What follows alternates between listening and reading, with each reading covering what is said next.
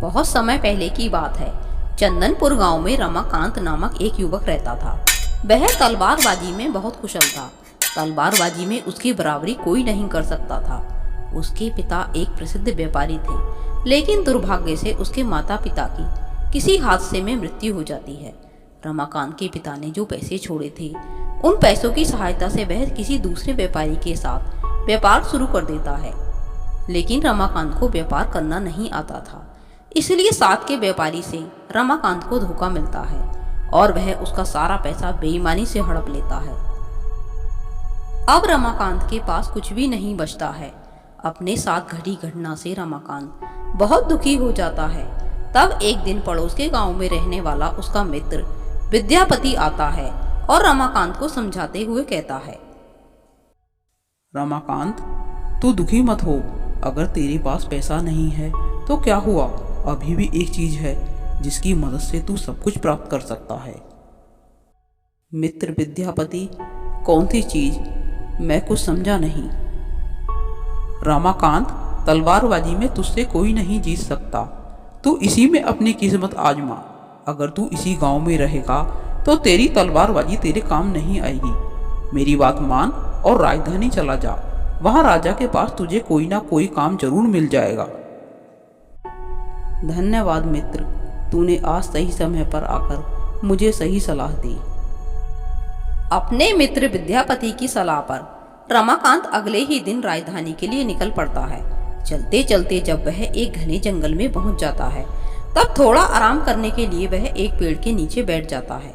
तभी अचानक से किसी के चिल्लाने की आवाज आती है, बचाओ बचाओ, बाघ, कोई बचाओ, कोई तो मुझे बचाओ। रमाकांत तुरंत ही तलवार लेकर वहां पहुंच जाता है जहां से आवाज आ रही थी। वहां पहुंचकर रमाकांत देखता है कि एक बाघ मुनि पर टूट पड़ने ही वाला है। रमाकांत फुर्ती से जाता है और उस बाघ पर तलवार से वार कर देता है। बाघ घायल होकर वहां से भाग जाता है। मुनि यह सब बड़े ध्यान से देख रहे थे। वह रमाकांत से कहते हैं, वीर युवक, तुम बहुत साहसी हो। तुम्हारे जैसे लोग तो ढूंढने पर भी नहीं मिलते हैं। तुमने बिना किसी स्वार्थ के अपनी जान पर खेलकर मेरी जान बचाई। तुम्हारा बहुत बहुत धन्यवाद। मैं इस प्रदेश को छोड़कर हिमालय जाना चाहता हूँ। तुम तलवारबाजी में बहुत अच्छे हो, इसलिए मैं तुम्हें यह दिव्य तलवार देना चाहता हूँ। लेकिन कभी भी किसी गलत काम के लिए इसका प्रयोग मत करना, नहीं तो इसकी सारी शक्ति समाप्त हो जाएगी और यह एक साधारण तलवार में बदल जाएगी। आपका बहुत बहुत धन्यवाद मुनिवर। मैं आपसे वादा करता हूँ कि कभी भी इस तलवार का गलत प्रयोग नहीं करूँगा। फिर उसके बाद रमाकांत मुनि के चरण छूता है और अपनी यात्रा शुरू कर देता है। रमाकांत अभी राजधानी नहीं पहुंचा था कि अंधेरा हो जाता है, लेकिन वह अपना सफर जारी रखता है और चलते चलते एक गुफा के पास आ जाता है।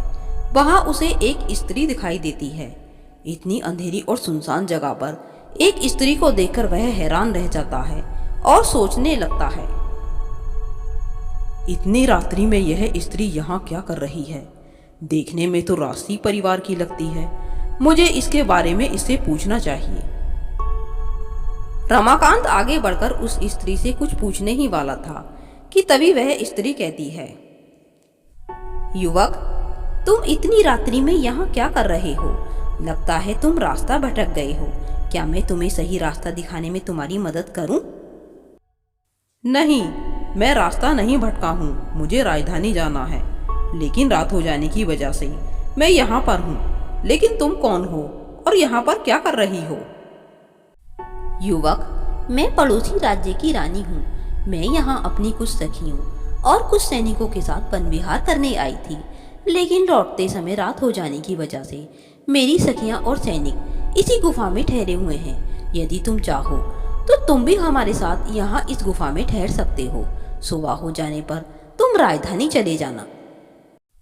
रमाकांत उस स्त्री की बात पर भरोसा करके उसके साथ गुफा में चला जाता है, लेकिन गुफा के अंदर थोड़ी दूर चलने पर वह स्त्री गायब हो जाती है। रमाकांत हैरान होकर इधर उधर देखने लगता है। अरे, यह स्त्री कहाँ गई? और यहाँ पर तो कोई नहीं है। कहीं वह स्त्री मुझसे झूठ तो नहीं बोल रही थी? मुझे आगे चलकर देखना चाहिए कि आखिर यह मामला क्या है। रमाकांत गुफा में आगे बढ़ता जा रहा था कि तभी किसी के जोर से हंसने की आवाज आती है। रमाकांत हैरान होकर इधर उधर देखने लगता है कि तभी उसके सामने एक भयंकर राक्षसी प्रकट तो आखिर तू मेरे जाल में फंस ही गया। अब तुझे कोई नहीं बचा सकता। कौन हो तुम? मैं वही हूँ जो तुझे यहाँ लाई थी, और अब तू यहाँ से नहीं जा सकता। हा हा हा। पर तू मुझे यहाँ क्यों लेकर आई हो? मूर्ख, तुझे अभी भी समझ में नहीं आ रहा कि मैं तुझे यहाँ क्यों लेकर आई हूँ। इन कंकालों को देख और समझ जा। ये सब उन मनुष्यों के कंकाल हैं जो मेरा भोजन बने थे, और अब तू भी मेरा भोजन बनने के लिए तैयार हो जा। हा हा हा। राक्षसी जैसे ही रमाकांत को अपना भोजन बनाने के लिए हाथ आगे बढ़ाती है, रमाकांत उस दिव्य तलवार से उस पर वार कर देता है। दुष्टा, तू छल से लोगों को अपना शिकार बनाती है, पर आज तू इस दिव्य तलवार के वार से नहीं बच सकती। तो तू इस तलवार से मुझे मारेगा? ला, पहले मैं इस तलवार को ही नष्ट कर देती हूँ। राक्षसी जैसे ही उस तलवार को छूती है कि तभी अचानक से बिजली चमकती है और राक्षसी हंसती हुई अपना आकार बढ़ा लेती है।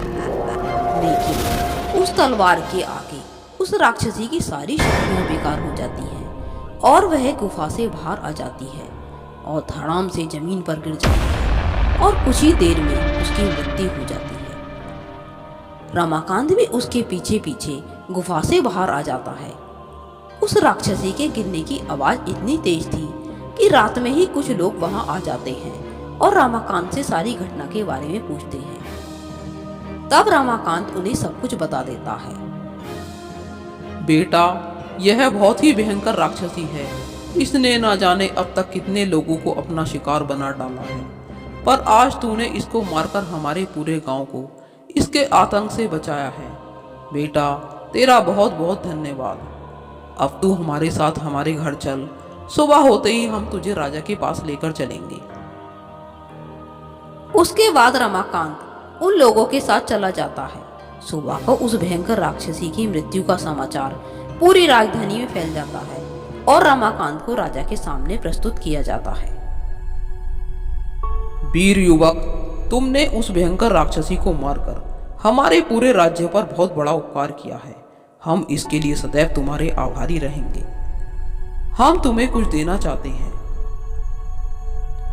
राजा की बात अभी पूरी नहीं हुई थी कि तभी सेनापति राज दरबार में आता है और कहता है, महाराज की जय हो। महाराज, अनर्थ हो गया। महाराज, पड़ोसी देश के राजकुमार बनवीर ने राजकुमारी जी का अपहरण कर लिया है। क्या कहा तुमने? उस बनवीर की इतनी हिम्मत कि उसने राजकुमारी प्रेमदा का अपहरण कर लिया? सेनापति, तुरंत हमारे घोड़े को तैयार करो और हमारे साथ चलो। आज हम उस बनवीर को ऐसा सबक सिखाएंगे कि वह आज के बाद हमारी पुत्री की ओर दृष्टि उठाकर नहीं देखेगा। महाराज, यदि आपकी आज्ञा हो तो मैं भी आपके साथ चलूं। रमाकांत, उस दुष्ट बनवीर के लिए हम ही काफी हैं, लेकिन यदि तुम हमारे साथ चलना ही चाहते हो तो अवश्य चलो। उसके बाद वह सब राजकुमारी प्रेमदा की खोज में निकल जाते हैं।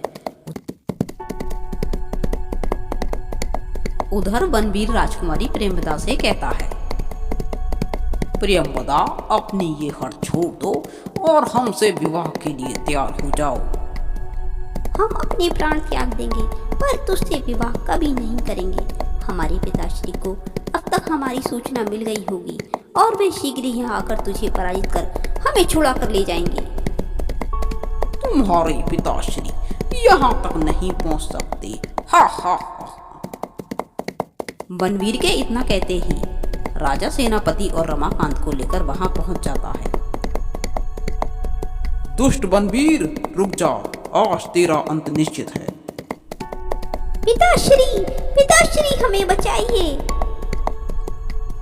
महाराज आप यहीं ठहरिए, मैं बनवीर से जाकर लड़ता हूँ। बनवीर, राजकुमारी को छोड़ दे और मुझसे मुकाबला कर।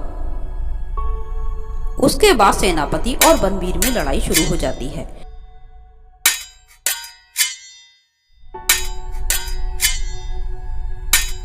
लेकिन सेनापति बनवीर के आगे ज्यादा देर तक नहीं टिक पाता है और उसके बाद राजा खुद ही अपनी तलवार लेकर बनवीर का सामना करने पहुंचता है। ठहर जा दुष्ट, अब तू मेरी तलवार की बाढ़ से नहीं बच सकता। हो महाराज, आइए, आप भी आइए। उसके बाद राजा और बनवीर में मुकाबला शुरू हो जाता है।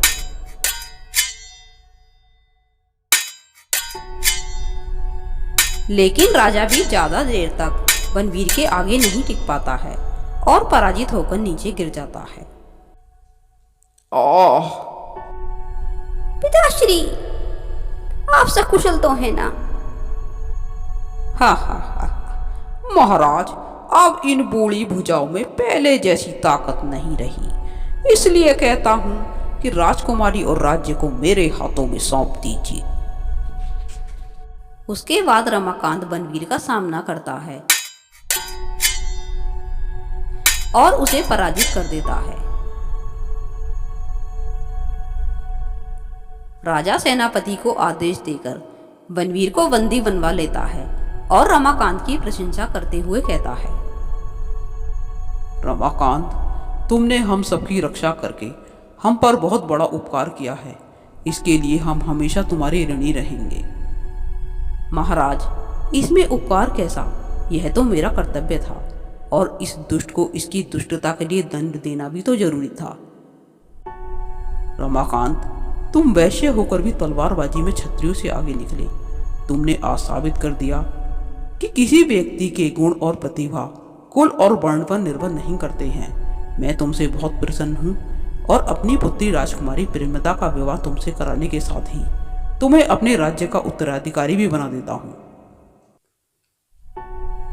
फिर उसके बाद रमाकांत और राजकुमारी प्रेमदा का विवाह संपन्न हो जाता है और रमाकांत को राज्य का राजा बना दिया जाता है।